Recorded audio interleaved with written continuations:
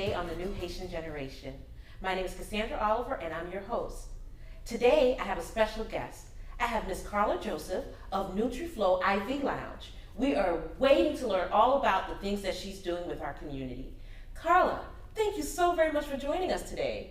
Thank you, Cassandra. Thank you so much for having me. It is Friday, so I'm excited to be here. We cannot wait to learn all about you because your participation in the community is a huge benefit to us. So we're going to learn all about you. Carla, tell me about your background.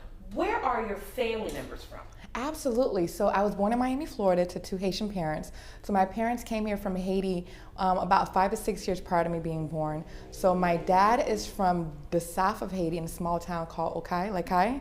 And my mom is from Tomond, a small town closer towards the central part of the country.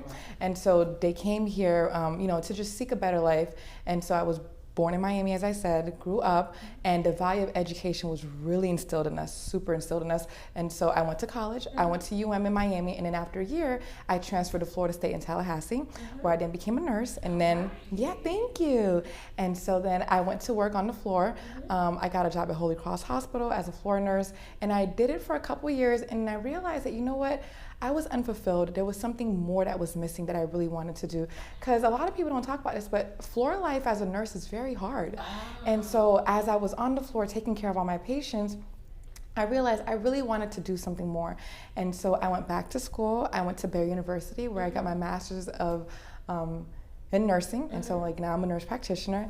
And that's kind of how I journeyed from, just as a young child growing up in the Haitian community to where I am now.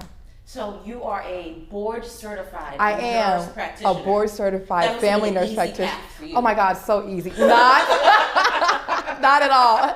Not at all. I mean, I actually had my first son, my first child 1 year into the program. So I remember I got married, I had a baby, and I went back to school 2 weeks after having my son. That's unheard of. Exactly, 2 weeks. I was so determined to finish. And so the path was definitely not easy, but it was so worth it, But the thing is, I just really am thankful for all those who I've met, along my path, all the teachers, the professors, the colleagues who I've helped, I have met, who have helped me to be where I am today. Of course. Absolutely, it takes a village. And definitely, and to be inspired to continue to pursue your dream, because you can have that calling and push it down.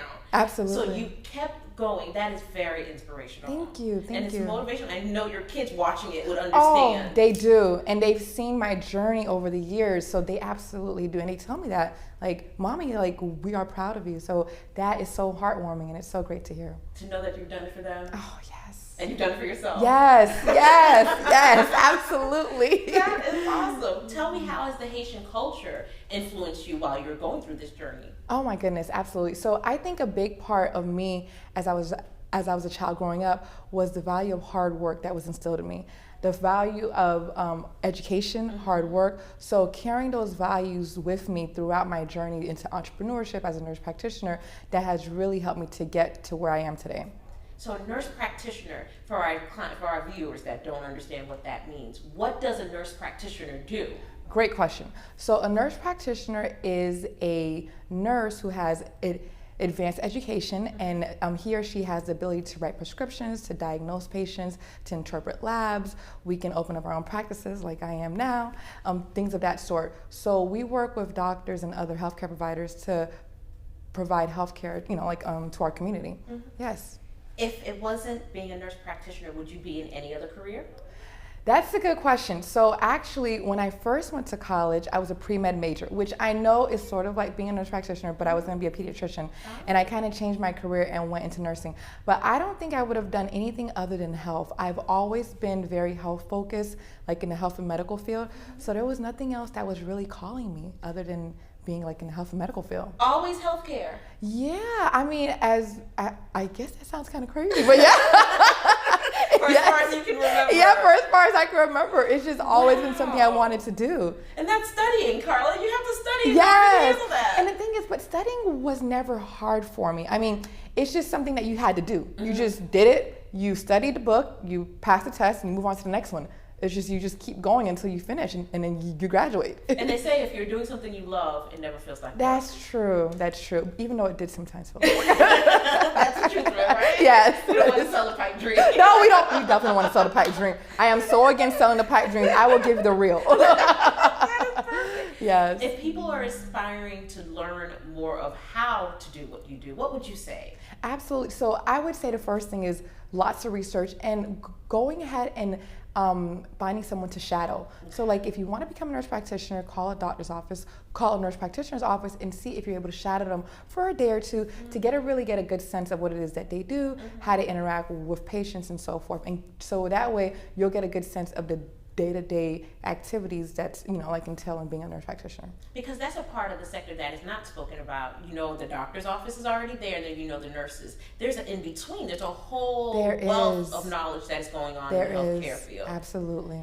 Now, I have read a little bit about you, and I need to know IV therapy. What does IV stand for? Okay, so IV stands for intravenous. Okay. So what that means is that we put a catheter into your vein, like into your bloodstream, and then all of the hydration, vitamins, and minerals go straight into your bloodstream, and it bypasses your GI tract. So meaning it doesn't have to go through the absorption process like through your small intestines and your liver and your stomach and things of that sort. It goes straight into your bloodstream and bypasses all of that, so you get 100% of all the vitamins. Because anytime you go and, let's say you take a pill, it has to go through a process prior to it being absorbed by your body. Right. And so by the time that pill travels through the whole process, you only get a really small absorption. Whereas when it goes straight into your bloodstream, it bypasses that entire process and you get much higher rates of absorption at much higher doses. Because if you're taking 25 milligram of a pill, you're not truly going to absorb the full amount of the pill because it has to go through the process of being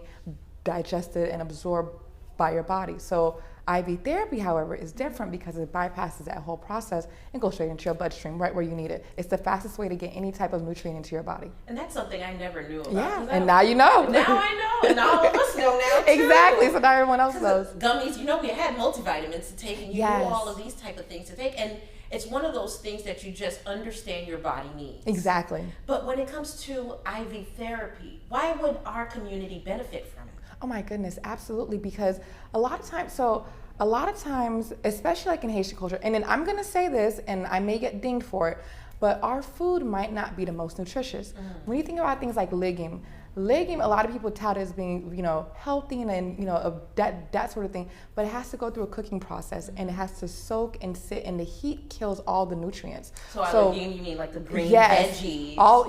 Because by the time it gets to your plate, it's really cooked down and mushy. Okay. So all of the vitamins and minerals and nutrients have kind of been cooked out of it. Oh. And so because you might not be getting the most optimal nutrition, having something like IV therapy, to replace all of that, is vital for health and wellness. And so that's why I think it's so important. And plus, it just gives us another avenue to add to our wellness, because there's so many pillars of wellness. There's yoga, there's meditation, there's healthy eating, there's so many different things. So this just gives people another option, which I think is great. Now, this is definitely part of what we could consider self-care. Absolutely. Self-care is absolutely wellness. Yes. And prioritizing self-care for the individual might take a change of the way you do things. Yes. How would your body know that this would be something you should inspect, figure out that you need? What would you do? How can you tell us, well, maybe IV therapy might be the way to go? If you're dehydrated, and then you're gonna say, well, how do you know if you're dehydrated? Exactly. Your skin is dry. Your mouth, if you're getting thirsty frequently, your skin is dry, your hair, your nails, everything seems brittle. And then you need proper hydration for joint health, for all of that, because your body needs to be properly lubricated. So if you're not properly hydrated, it's gonna send you a signal that, hey, you're getting sick frequently, your immune system is depressed. So all of those things just plays a role and can let you know that IV therapy may be a way for you to go. Yeah, in terms of getting quick hydration to help you to replenish all those vitamins and to get all your adequate water intake. Because some people don't drink enough water. A lot of us don't drink enough water. Very true. Yeah. And especially being outside or hot weather or even extreme cold weathers, water is the go-to. Exactly. Water is definitely the go-to. Yeah. And then therapy would also help with restoring your nutrients. Yes, exactly. Restoring like your vitamins and nutrients and hydration. Absolutely. That is good to know. So our Haitian community is broad and vast, and this is something that I find particularly interesting because it's not spoken about. We know that we'll go to the doctor's office if we're not feeling well or at a need to prevent, to help with care. So how can we position infusion therapy for our community to digest and understand that is another benefit to them?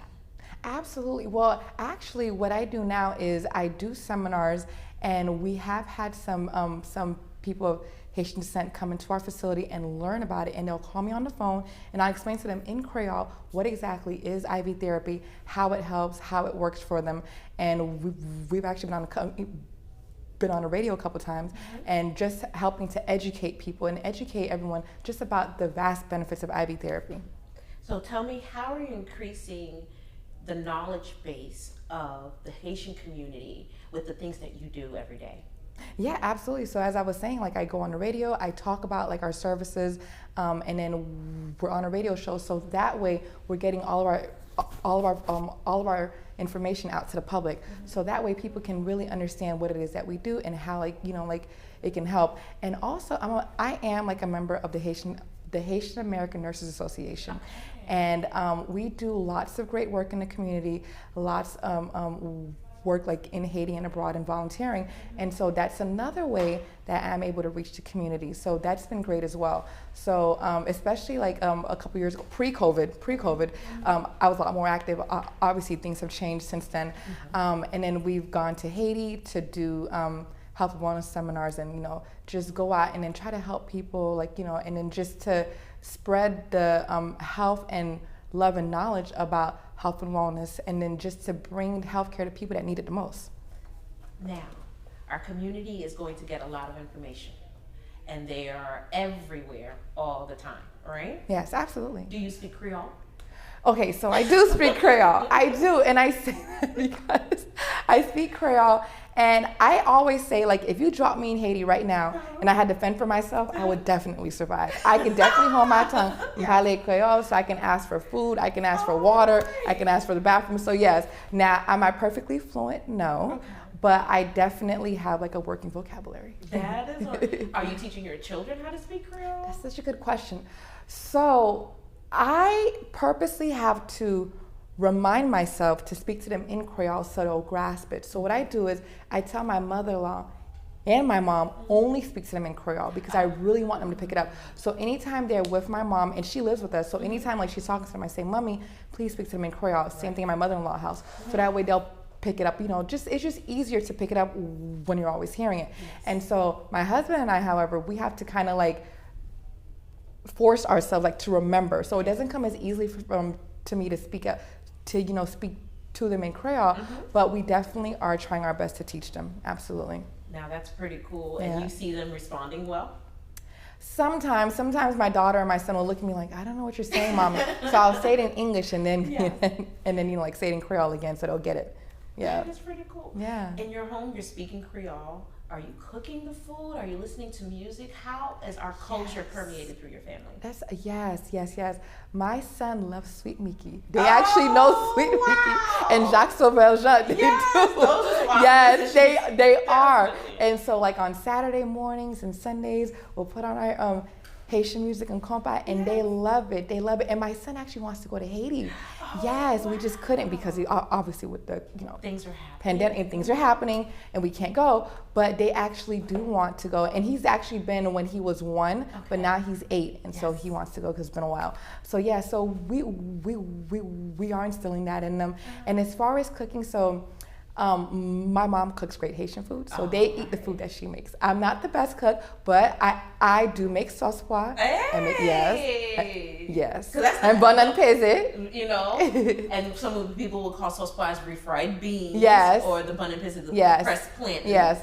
But eating it is easier than making it. Oh my God, a lot easier. It's a whole process, at least for me. Yes. It's a whole process. Cool. And are you teaching your children the same? I would say yes, because when I'm in the kitchen cooking, they do see us in the kitchen. They'll see their grandma cooking and they'll ask questions, and sometimes they'll help. So yeah, absolutely. So you're a part of the Haitian diaspora, and of course your children are next generation They Haitian are. Americans. They are. What does it mean to you to be a Haitian American? Oh my God, it's just, there's a certain level of pride that comes with it, knowing that, to see how far like my family has come, you know, like in particular, to see where we are now. But it just means that there's a certain level of pride that comes with that, and knowing that I have to do the very best that I can, because there's a whole lot of there's a whole generation that's coming up after me. So as a Haitian American, it just means that I have great work ethic, and then I really, really try to instill that in my children. And then just all of those core values that were instilled in me as I was growing up, you know, like I instill in them as well. Who inspires you, Carola? You know, my mom. Oh. And that might be cliche, 'cause a lot of people probably say that, but she really does. Tell us She's how. worked so hard. Oh. And when I see that, it inspires me to go for more, to go for bigger, and then just to realize like all of the hard work that she's put in has allowed me and allowed my family to be where we're at today. Absolutely. Oh, I know she's going to be happy when she finds Oh, out. absolutely. She is, and she knows. Like I tell her all the time. Yeah. If you could be anywhere doing anything, what would it be? I'd be chilling on a beach. Hey! I mean, quite honestly, I always say that, like I'm working this hard because one day I want to be chilling on a beach, Yes. you know, in the sun with my feet in the sand with my family. That would be exactly where I want to be. That's a dream for all of us. Isn't Yeah, it? seriously.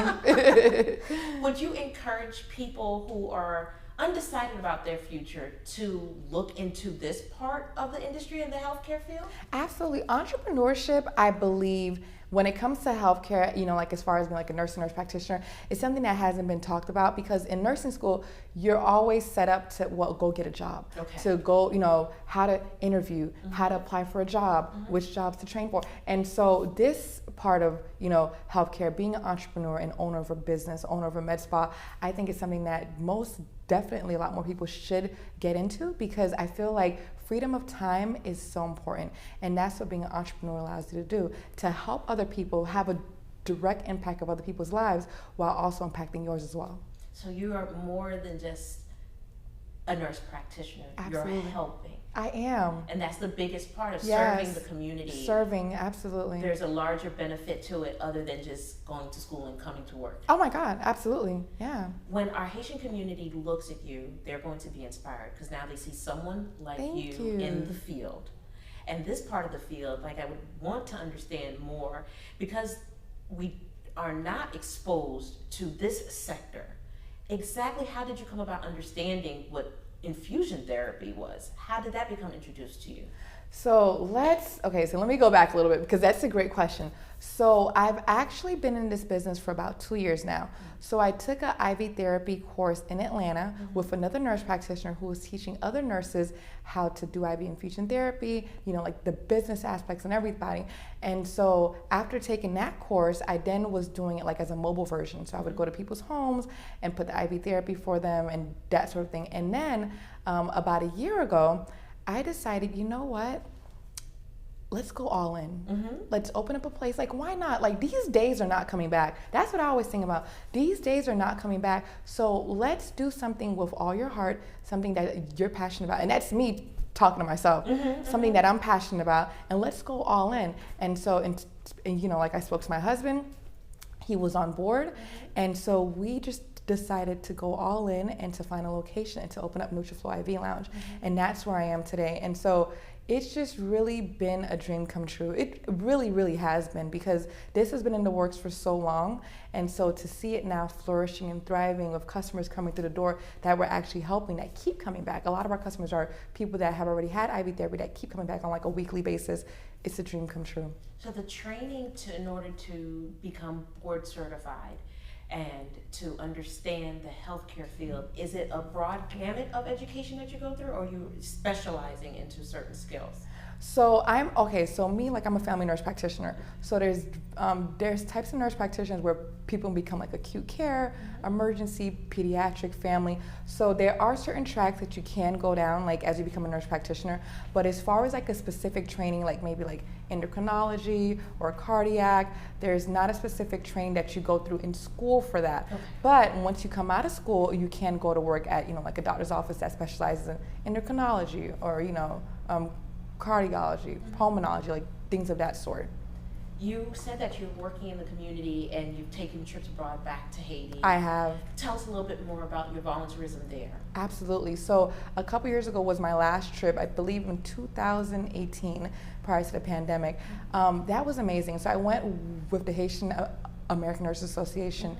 And so we went to Haiti and we brought toys, food, clothes to all the children there, and we provided health care over a period of 2 days where we saw more than 3,000 patients. And oh my God, it was just amazing. People that don't have access to health care. And so when you see the direct impact that you're able to have on someone's life and just really know that you're doing good, it's just so heartwarming. What would you tell our Haitian community as a Haitian American living today's times? What kind of advice would you give to us? I love this question only because it makes me think. And as far as advice, go for it all. As I said before, these days are not coming back.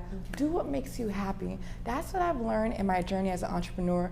I'm doing what makes me happy. I'm doing what Carla wants to do to help the community, but also help herself, not settling. So I think that's probably my biggest piece of advice, is to do what makes you happy and don't settle. If you know that you are worthy of more, go for more. If you know that you were meant to do more, do it. Do it. Do it. And like my husband always says, even if you get it wrong, keep going till you make it right. And getting it wrong is not exactly. And there's nothing wrong with that, because there's always lessons. Never a loss, always a lesson. That's what the L stands for. Always a lesson. That's what the L stands for. Absolutely. Just keep going. Absolutely. I love that, Carla. Thank you. That is pretty cool. So your kids are learning to speak Creole. They are. With you. I'm waiting for my invitation for my next plate of food. Oh my God, come. That'll be awesome. That is pretty cool. Yes. I'm trying to understand more though. We have understood a part of your therapy practice, which is wonderful, but how can our community become more involved in sharing with each other? What should we do to communicate how beneficial this therapy is for everyone? Talk to each other, learn, education, lots of research.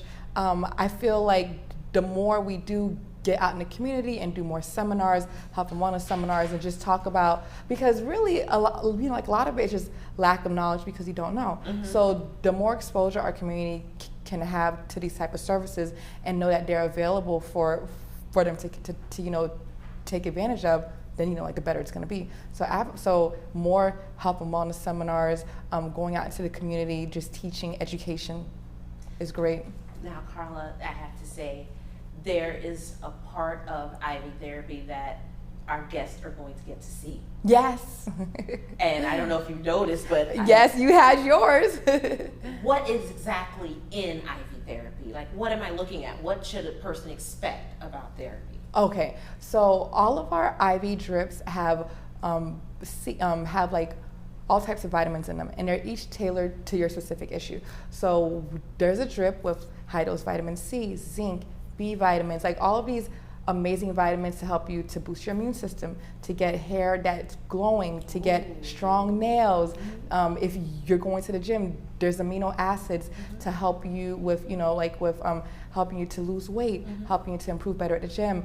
There's so many ways that it can help you. So over time, as you continue to get your IV therapy, you'll see all those benefits over time, and they really, really, really do help. And I have a client actually, she has, I forget oh my God, muscular sclerosis, MS, and he has been coming to get IV therapy, and he's seen such a marked improvement in his condition. Even I was surprised and very happy for him. The pain that he was once having, he doesn't have anymore. Even his posture and the way he walks has improved, and that's with him coming to get IV therapy on a weekly basis. So he's noticed it. He gets the glutathione, which is a master antioxidant that helps with inflammation, can help with so many things, can help with your liver, can help with so many things in the body. So all of those things together really, really, really help you to experience all the benefits. Now, I'm getting the drip. Yes. What was in mine? So you had high dose vitamin C, zinc, B vitamins, and minerals, and that's including copper, and then all types of other, all types of other minerals to help you feel great. Yeah. And I have to say, it didn't hurt. No, it didn't. It felt like a pinch. I mean, you didn't even flinch. You were a great patient. I was really surprised. surprised because I am very skittish. You were the best patient. You didn't even flinch. Well, thank you. I You're guess I should come and do welcome. it again. You should. You should come back weekly. And what can I expect now that I've had the therapy treatment? What can I expect? Well, you can expect a boost in hydration and energy. Energy. Yes, you might even notice that your skin is clearing up. And really, you just feel great overall. Because when you're well hydrated, when your body cells are well nourished, it just makes you feel great overall. And you'll notice that, like, in how you feel.